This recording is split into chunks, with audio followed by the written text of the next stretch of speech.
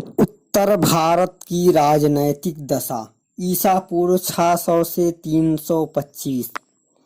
भारत के सांस्कृतिक इतिहास का प्रारंभ अति प्राचीन काल से हुआ, किंतु उसके राजनैतिक इतिहास का प्रारंभ अपेक्षाकृत बहुत बाद में हुआ। राजनैतिक इतिहास का मुख्य आधार सुनिश्चित तिथिक्रम होता है और इस दृष्टि से भारत के राजनैतिक इतिहास का प्रारंभ हम ईसा पूर्व 7वीं शती के मध्य 650 ईसा पूर्व के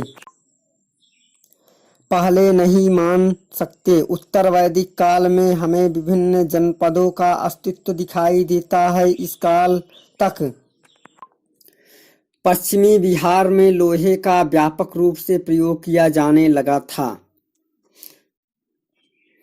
लौह तकनीकी ने लोगों के भौतिक जीवन में बड़ा परिवर्तन उत्पन्न कर दिया तथा इससे अस्थायी जीवन यापन की प्रवृत्ति सुदृढ़ हो गई।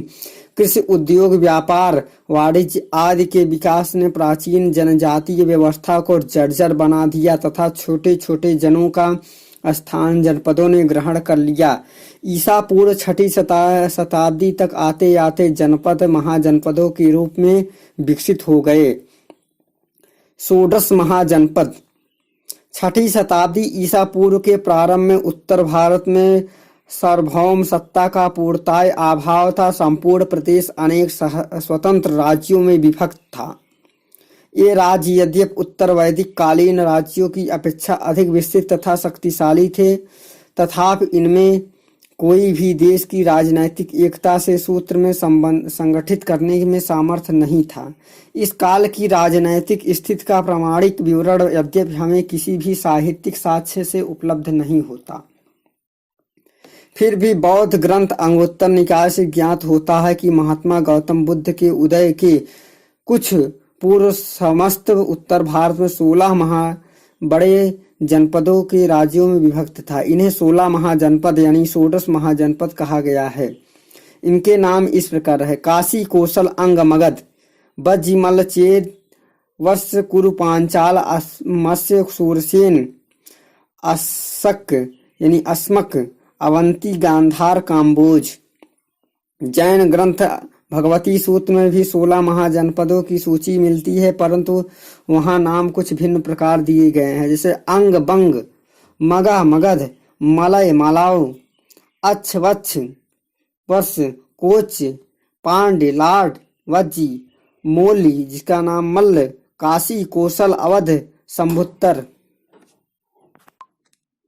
उपयुक्त दोनों सूचियों की तुलना करने पर ऐसा स्पष्ट होता है कि कुछ राज्यों के नाम जैसे अंग, मगध, काशी, कौशल, अवध, वज्ज आदि दोनों ही समान हैं। इतिहासकार हेमचंद्र राय चौधरी का विचार है कि भगवती सूत्र की सूची में जिन राज्यों के नाम गिनाए गए वे सुदूर पूर्व तथा सुदूर दक्षिण भारत की राजनैतिक स्थिति के सूचक हैं। उसका विस्तार यह सिद्ध करता है कि वे अंगुत्तर निकाय में उल्लिखित राज्यों के बाद के हैं। अतः 6ठी शताब्दी ईसा पूर्व के पूर्वार्ध में भारत की राजनैतिक स्थिति के ज्ञान के लिए हमें बौद्ध ग्रंथ की सूची को ही प्रामाणिक मानना चाहिए। अंगुत्तर निकाय में जिन 16 महाजनपदों का उल्लेख हुआ है वे बुद्ध के पहले विद्यमान थे, क्योंकि बुद्ध काल में काशी का राज्य कौशल में ही था। अंग का राज्य मगध में मिला गया था। संभवतः उस समय अस्मक भी अवंती द्वारा जीत लिया गया था। इस प्रकार वज्जी का उल्लेख यह स्पष्ट करता है कि महाजनपद विदेह राजतंत्र के पतन के बाद 6ठी शताब्दी ईसा पूर्व के पूर्व की अस्तित्व में आए। इस प्रकार हम षोडश महाजनपदों को ईसा पूर्व 6ठी शती के प्रथमार्ध में रख सकते हैं।